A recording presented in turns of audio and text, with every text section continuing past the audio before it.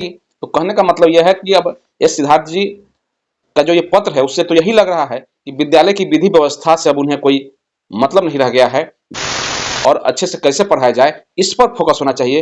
क्योंकि अब एमडीएम पर जब फोकस आपने कर दिया है, एमडीएम के जो रिपोर्ट है उस पर साइन नहीं करते हैं तो आप अनुपस्थित माने जाएंगे। दोस्तों, तो आज हम इस वीडियो के माध्यम से बात करेंगे जो एस सिद्धार्थ जी के द्वारा जो पत्र निर्गत किया गया है, जिसमें सभी शिक्षकों को एमडीएम का जो रिपोर्ट बनेगा प्रतिदिन उस पर जो हस्ताक्षर करने की बात है उसको लेकर के हम कुछ बातों का रखना चाहते हैं।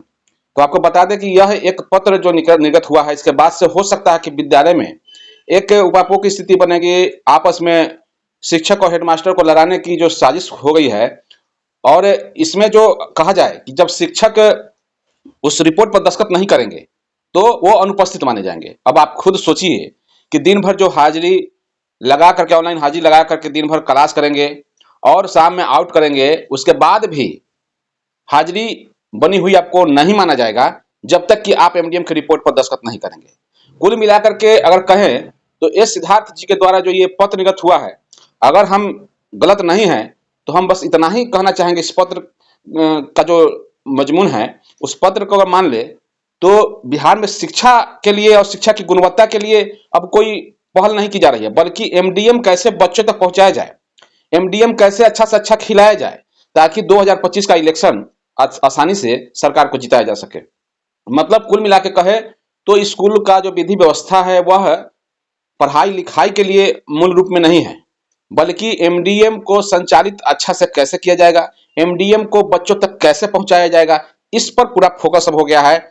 क्योंकि अगर ऐसी बात नहीं है तो दिन भर जो अगर हाजिरी बनाएंगे, दिन भर शिक्षक उपस्थित रहेंगे, दिन भर वो क्लास लेंगे और अगर उस पर साइन नहीं करते हैं तो वो अनुपस्थित माने जाएंगे। ये कौन सी बात हो गई? ये सोचने वाली बात है। आज बिहार के तमाम शिक्षक अब इतना ही समझ रहे हैं कि अब सिर्फ रिपोर्ट का काम करना है, पढ़ाई लिखाई से बहुत सब नहीं रह गया है।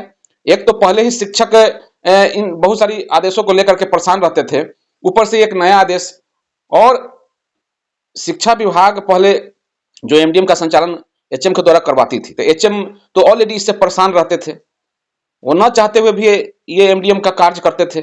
लेकिन अब उसमें शिक्षकों को संलिप्त कर देना, शिक्षक भी अब उसी उपापोह में रहेंगे कि खाना कैसा आया। खाना अगर मान लीजिए खाने का क्वालिटी एनजीओ से आ रहा है, खाना तो शिक्षक चखेंगे नहीं और शिक्षक देख करके तो बता नहीं सकते हैं कि खाना अच्छा है नहीं है, बच्चा क्यों नहीं खा रहा है। और बच्चा नहीं खा रहा है, उसको घर का खाना पसंद है, तो फिर उसको जबरदस्ती तो नहीं किया जा सकता है।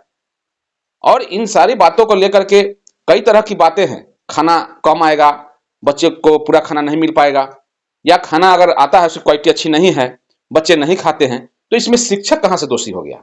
अगर उस पर साइन नहीं करते हैं, अगर सहमति में या असहमति में, दोनों ही स्थिति में आपको दस्तखत करना है और सहमति असहमति दर्ज करके अब तो विद्यालय के अंदर ही एक लड़ाई का जरिया बना दिया गया है, आपस में ही शिक्षक लड़ेंगे। अब जिनको इससे कोई लेना देना नहीं है, अब वो कहेंगे कि कोई कहेगा खाना अच्छा है, कोई कहेगा खाना अच्छा नहीं है, और विद्यालय में एचएम से सभी लोग अपना दुश्मनी मोलेंगे और यही स्थिति से बनेगी। तो कहने का मतलब यह है कि अब एस सिद्धार्थ जी का जो ये पत्र है उससे तो यही लग रहा है कि विद्यालय की विधि व्यवस्था से अब उन्हें कोई मतलब नहीं रह गया है। विद्यालय शांतिपूर्ण और अच्छे से कैसे पढ़ाया जाए इस पर फोकस होना चाहिए। क्योंकि अब एमडीएम पर जब फोकस आपने कर दिया है, एमडीएम के जो रिपोर्ट है उस पर साइन नहीं करते हैं तो आप अनुपस्थित माने जाएंगे। साफ तौर से दर्शाता है कि यह जो पढ़ाई की व्यवस्था, शिक्षा व्यवस्था की जो व्यवस्था है, उसमें शिक्षक अब पढ़ाई लिखाई में कम और इन सब कामों में ज्यादा लगे रहे। अपार का आईडी बनावे, अपार कपार बनावे, यही सब में लगे रहे। कभी ये रिपोर्ट कभी वो रिपोर्ट, दिन भर अपनी हाजिरी को लेकर के परेशान रहते हैं, हाजिरी बनाने के बाद भी उनकी हाजिरी नहीं लगती है, ऊपर से ये रिपोर्ट। कहने का मतलब ये है कि कुल मिलाकर के एस सिद्धार्थ जी के द्वारा ये पहल किया गया, अगर देखा जाए तो यह पहल बहुत अच्छा है, लेकिन इसको सकारात्मक रूप से लिया जाता। लेकिन इसमें यह कह दिया जाना कि अगर हाजिरी उस पर दस्तखत नहीं करते हैं तो अनुपस्थित माने जाएंगे, ये क्या मतलब है? तो कहीं ना कहीं शिक्षक से आप दुराव करना चाहते हैं। एसीएस जो पाठक जी थे और एसीएस एस सिद्धार्थ जी जो है, कार्यशैली दोनों आदमी की बिल्कुल ही अलग है। एक आदमी हार्ड रूप से सारे आदेशों को पालन करवाते थे, ये सॉफ्ट रूप से आदेशों को पालन करवा रहे हैं, अंदर ही अंदर मीठे जहर के रूप में। तो विशेष अंतर नहीं है।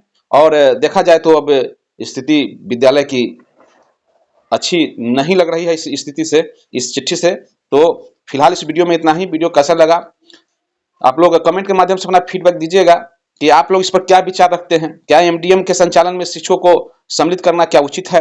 तो इस तरीके का जो बात आ रहा है आप लोग कमेंट के माध्यम से जरूर बताएं, ताकि उसका फीडबैक के आधार पर हम लोग आगे की जो रणनीति है, आगे की जो बातें हैं, उस पर हम वीडियो बना सकें। तो फिलहाल इतना ही। जय हिंद, जय भारत, जय शिक्षक।